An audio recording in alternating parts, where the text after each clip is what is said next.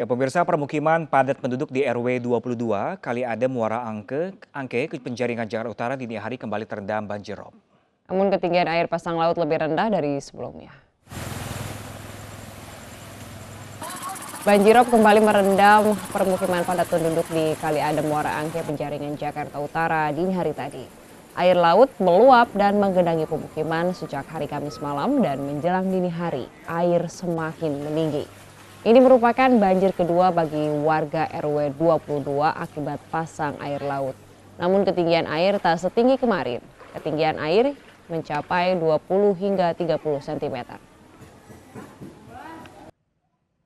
Tadi sih dari jam 9, kalau kemarin dari jam 11 ya. Dari jam 11, udah 2 hari ini sih. Udah 2 hari ya? Biasanya ketinggian airnya berapa cm sih? Kalau kemarin itu sampai seatas paha, kalau yang sekarang sebetis kayaknya. Lumayan rendah dari yang kemarin. Oh, udah lebih surut ya? Iya. Kemarin sih kayak segini nih. Nih, 40-an. tingginya iya, ini mendingan nih segini nih semata kaki. Tapi kalau di depan kan tinggi banget tuh, hampir sedengkul. Ya, pemirsa, kawanan perampok bersenjata menyasar sebuah minimarket di Kota Tangerang Selatan, Banten. Perampok yang berjumlah 2 orang ini berhasil menguras isi berangkas minimarket sebesar 50 juta rupiah. Inilah video detik-detik saat kawanan perampok bersenjata tajam beraksi di salah satu minimarket di Jalan Raya Serpong, Kota Tangerang Selatan. Untuk mengecoh warga dan pegawai, 2 orang pelaku menggunakan seragam minimarket. Mereka kemudian masuk saat minimarket sudah tutup. Pelaku kemudian menguras uang 50 juta rupiah di dalam berangkas. Kasus ini kini ditangani oleh aparat Polsek Serpong.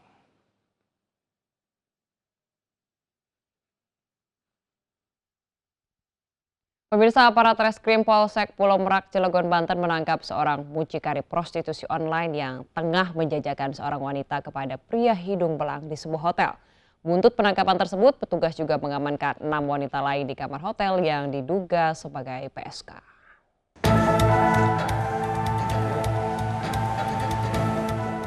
Seorang mucikari bersama 2 wanita pekerja seksual digerebek saat menunggu polisi yang menyamar jadi pelanggan di sebuah penginapan Kecamatan Pulau Merak, Cilegon, Banten.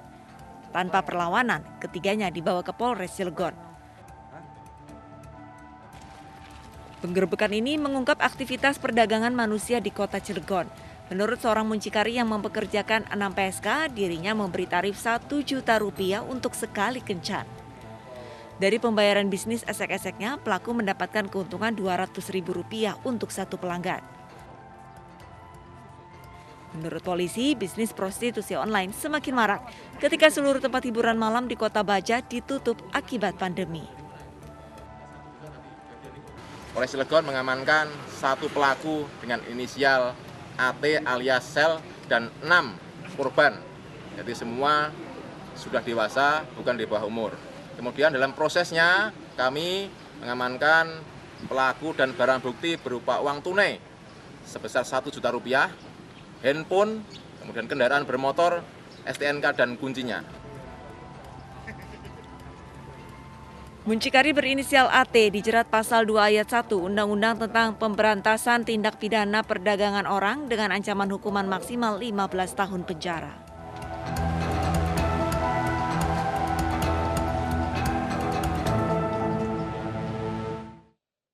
Seorang bidan di Sabang, Aceh harus berurusan dengan polisi karena melakukan praktek aborsi. Selain bidan, polisi juga menangkap sepasang pelajar yang menjadi pelaku aborsi. Kasus terbongkar setelah tetangga melapor ke polisi dan membongkar kuburan bayi hasil aborsi di belakang rumah pelajar yang menjadi ayah janin bayi tersebut.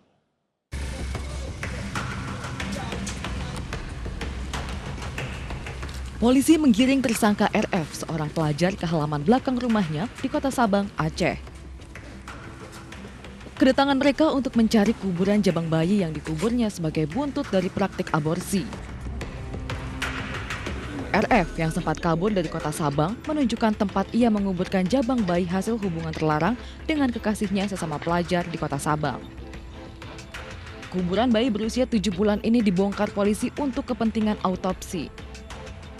Selain membongkar kuburan, polisi juga berencana memeriksa pihak penginapan tempat pelajar tersebut menjalani aborsi. Jadi kalau kejanggalan-kejanggalan mungkin juga itu disebabkan mungkin karena pelaksanaan penguburan mayat itu sudah memakan waktu 1 hari. Jadi ada tanda-tanda seperti lebam mayat begitu, jadi tanda biru. Cuma kita nggak bisa memastikan, nanti mungkin hasil visum lah yang menjawab. Sebelumnya, polisi menangkap RF, seorang pelajar bersama seorang oknum bidan yang membantu proses aborsi pelaku.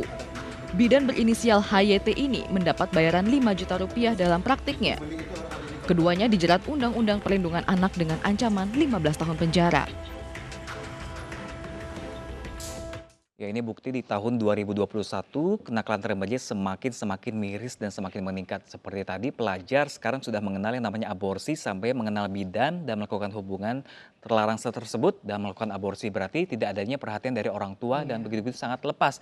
Ditambah tadi kuburannya ada di rumah si laki-laki tersebut itu sendiri. Kemudian mengambil keputusan ekstrim itu luar biasa sekali untuk di usia ataupun kelompok remaja ya. Semoga semakin ketat nih orang tua. Nah, orang tua harus lebih perhatian lagi sama anak-anaknya nih sekarang nih, apalagi zaman sekarang kayak sosial media sekarang beragam, anak-anak bebas untuk membuka apapun itu. Betul. Perhatian orang tua fokus utama untuk anak-anak. Edukasi pertama kali yang terpenting datang dari keluarga. Dan Betul. semoga disampaikan dengan pendekatan cinta ya, jadi betul, semakin bisa diterima. Betul sekali.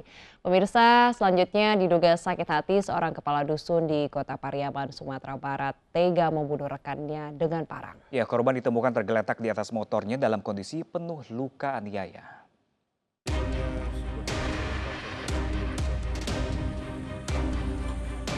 Warga Pariaman Timur, Kota Pariaman, Sumatera Barat dikejutkan dengan tewasnya Herman, 60 tahun. Korban ditemukan warga tergeletak di atas motornya setelah dibunuh rekannya Baharudin, 52 tahun, di depan warung milik pelaku. Korban mengalami luka aniaya senjata tajam di leher, wajah, serta rusuk. Korban sempat dilarikan ke RSUD Pariaman, namun nyawanya tidak tertolong akibat pendarahan hebat yang dialaminya. Usai membunuh korban, pelaku yang diketahui seorang kepala dusun di Desa Santo itu menyerahkan diri ke Mapolsek Pariaman dengan membawa barang bukti parang yang digunakan pelaku menganiaya korban. Dari hasil pemeriksaan sementara, diduga pelaku sakit hati dengan korban. Diketahui sebelumnya pelaku dengan korban pernah beberapa kali cekcok. Pembunuhan di Desa Tebing Ilir, Desa Santo, Dusun Tebing Ilir ya, Dusun Santo, Kecamatan Pariaman Timur. Korban adalah saudara Herman, umur lebih kurang 60 tahun, dan pelaku adalah saudara BR. Tersangka sekarang sudah kita amankan di Polsek Kota Pariaman setelah beliau menyerahkan diri dengan membawa barang bukti. Selain parang, pihak kepolisian menyita sepeda motor korban yang berlumuran darah sebagai barang bukti. Sementara jenazah korban dibawa ke Rumah Sakit Polri yang ada di Kota Padang untuk diotopsi. Pemirsa, pemerkosaan anak di bawah umur oleh anak anggota DPRD Bekasi kembali menuai polemik. Keluarga tersangka menyatakan akan menikahkan korban dengan tersangka, sementara keluarga korban tegas menolak.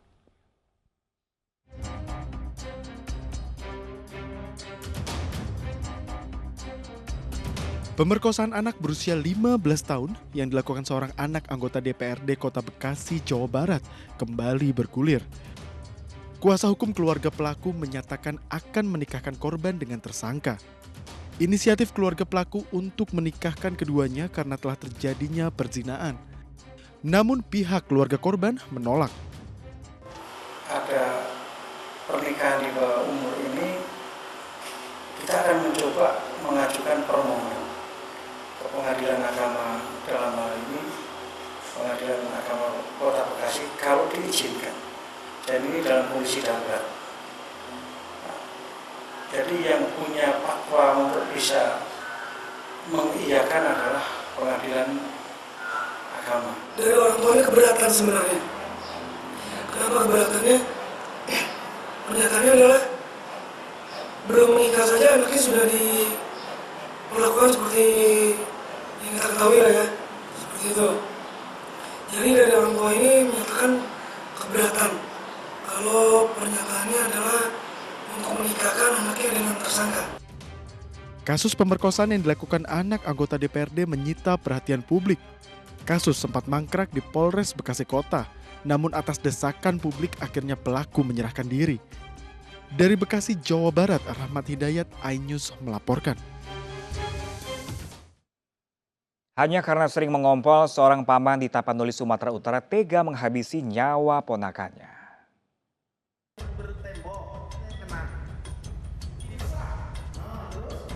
Inilah rekonstruksi penganiayaan seorang paman di Tapanuli Selatan, Sumatera Utara terhadap keponakannya sendiri. Penganiayaan terjadi lantaran korban sering buang air besar dan kecil dalam celana. Pelaku naik pitam dan menganiaya korban dengan balok kayu hingga tewas. Ironis, pelaku adalah adik dari ibu korban. Meski menyesalkan kejadian ini, kedua orang tua korban tetap memaafkan pelaku. Sedih kali lah, Pak. Anak saya, Pak, yang paling kecil dan sudah itu, Pak. Tapi abang memaafkan ini, Iya, memaafkan ponakan. memaafkan. Tapi keluarga juga, Pak. Gak mungkin saya nggak maaf. Orang lain pun kita bisa maafkan, Pak. Apalagi keluarga sendiri. Darah daging nih, darah daging kali ini, Pak. Itu mertua, orang tua saya. Saya malu sebenarnya, Pak. Nggak sanggup saya mertua saya datang kemari. Malu saya sebenarnya. Meski orang tua korban memaafkan pelaku, namun proses hukum terhadap tersangka tetap berjalan.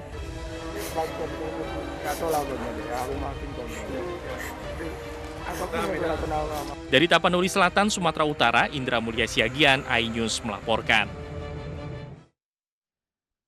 Ya, ini sebegitu luas dan lapang hati dari kedua orang tua yang memaafkan pelaku yang bukan lain adalah adik dari orang tua korban itu sendiri. Cumanya balik lagi ke penganiayaan anak kecil ya, apalagi anak kecil memang suka ngompol, suka kencing gitu kan ya. Balik lagi aja ke seperti kita dulu waktu kecil, kita juga suka kencing, suka ngompol, tapi orang tua kita sabar. Seperti itulah. Belum bisa mengontrol sesuatu, apalagi yang biologis seperti itu. Gitu ya, Namun lebih demikian, bersabar lagi gitu kan. Tapi ada dua pesan yang bisa kita petik. Pertama, tentu saja kita bisa melihat bahwa penyesalan selalu datangnya di akhir, dan yang kedua, ya mengikhlaskan lah, sabar. Iya, tapi lo yang luar biasa itu adalah orang tuanya bisa memaafkan, memberanikan diri untuk memberikan maaf kepada saudaranya. Pemirsa, ambulan yang membawa jenazah menabrak truk di jalur selatan Brebes, Jawa Tengah. Ya, akibat kejadian ini pemirsa, sopir dan penumpang yang duduk di depan pun tewas.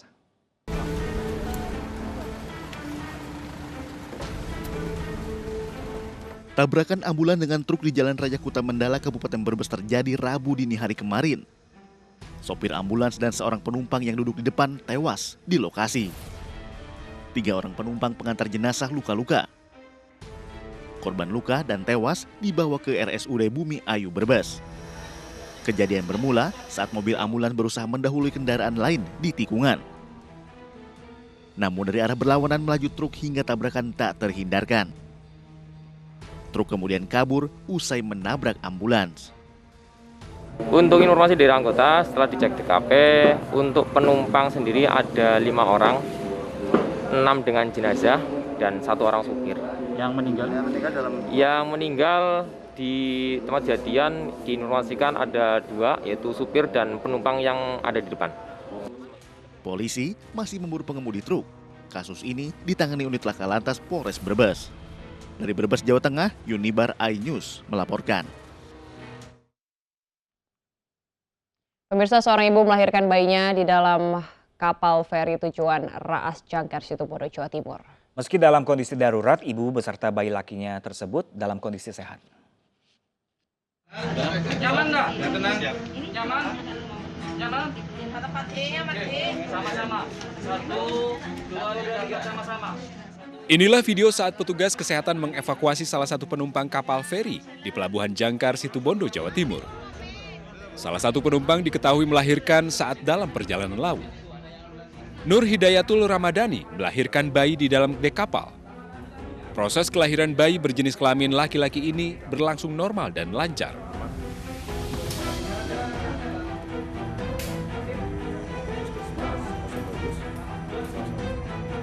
Petugas kapal feri Dharma Kartika langsung menghubungi tim medis di Pelabuhan Jangkar untuk membantu proses evakuasi ibu dan bayinya agar ditangani secara medis. Pada waktu itu hanya 52 orang. Kita mengecek betul 52 orang di sana, terus tempat duduk sudah berjarak pada waktu itu. Terus untuk petugas gabungan langsung mengevakuasi ibu bayi ke rumah sakit. Lantaran pengalaman uniknya ini, sang ibu memberi nama bayinya sesuai dengan nama kapal yang ia tumpangi, yakni Ferry Dharma Putra. Dari Situbondo, Jawa Timur, Rizky Amirul Ahmad, iNews melaporkan. Pemirsa, bagi Anda yang baru bergabung, kami akan hadirkan kembali informasi yang sudah dihadirkan di iNews Pagi, seperti seorang pengendara motor di Medan, Sumatera Utara dibegal dan ditekan di tengah keramaian. Dan kami akan kembali saja, tetaplah di iNews Pagi.